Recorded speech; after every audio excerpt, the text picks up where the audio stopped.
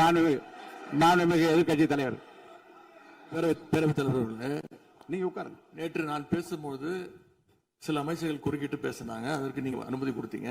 அதே மாதிரி இன்னைக்கு முதலமைச்சர் பேசும்போது சில வார்த்தைகள், தவறான வார்த்தைகள் பேசுறாரு. அவர் பார்ட்டி ஃபண்ட் அப்படின்னு சொல்லியிருக்கிறாரு. அவர் அமைச்சர் அந்த பார்ட்டி ஃபண்ட் எந்த பார்ட்டின்னு கூட சொல்ல தைரியம் இருந்தா சொல்லுங்க, நாங்க அதெல்லாம் ஃபேஸ் பண்ண தயாரா இருக்கோம். எதையும் ஆதாரத்தோடு எதையும் பேசுங்க. நீங்க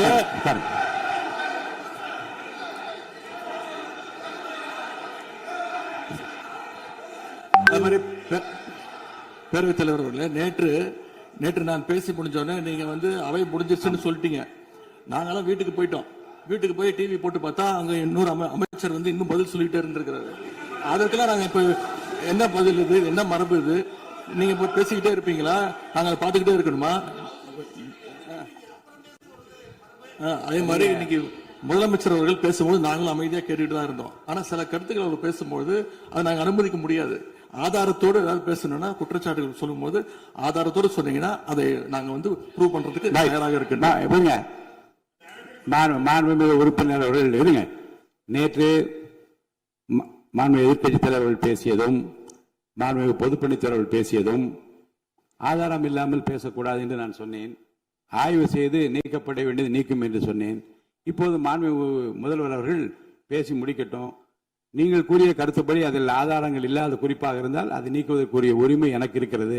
ஆய்வு செய்து நான் நடவடிக்கை எடுப்பேன். இப்போது மாண்புமிகு முதலமைச்சர் அவர்கள் பேசலாம்.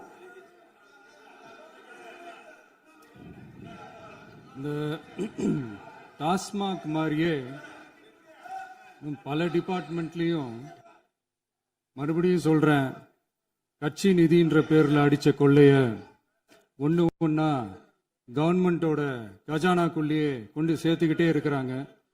இப்பவும் சொல்றேன், மக்கள் பணத்துல இருந்து ஒரு பைசா கூட தொடமாட்டோம், தொடவும் விடமாட்டோம், தொட்டா விடமாட்டோம்.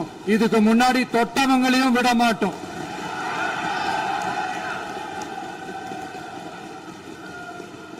ஒவ்வொரு ஊழலா வெளியில வரும் போலயே,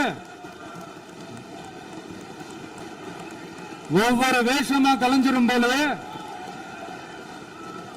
இங்க இருக்கிற நிறைய பேரு நடுங்கி போய் இதுல நம்ம மேல அவதூறு வேற. இப்ப புதுசா ஒரு வெப்பன் ஒண்ணு கொண்டு வந்திருக்காங்க. அது என்ன தெரியுமா? அவங்க தயவால தான் நம்ம ஆட்சி நடக்குதான். மக்கள் தயவால இந்த ஆட்சி நடந்துகிட்டு இருக்கு. மனசாட்சி உள்ள சக்திகளோட ஆதரவால இந்த ஆட்சி நடந்துகிட்டு இருக்கு. நாங்க தான் அனுப்பி வச்சோம் அப்படின்றாங்களே. அனுப்பி வச்சவங்களுக்கு மினிஸ்ட்ரியில இடம் கொடுத்தா ஏன் கதறீங்க? ஏன் இவ்வளவு கோவம்? ஏன் இவ்வளவு கதறல்ஸ்?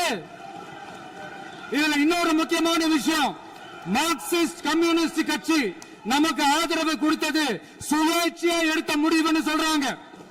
அதே மாதிரி இந்திய கம்யூனிஸ்ட் கட்சி நமக்கு ஆதரவு கொடுத்தது சுயேட்சையா எடுத்த முடிவுன்னு சொல்றாங்க. இதுல எங்க இருந்து நாங்க தான் அனுப்பி வச்சோம்னா புரியலையே. மக்களுக்கு நல்லா புரியும், எல்லாத்தையும் தெளிவா பார்த்துக்கிட்டு இருக்கிறாங்க.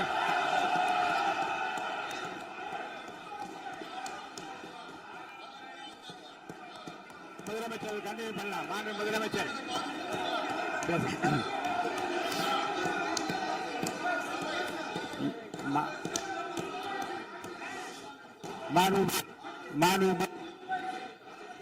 முதலமைச்சர் கண்டினியூ பண்ணலாம். நீ கண்டினியூ பண்ணலாம்.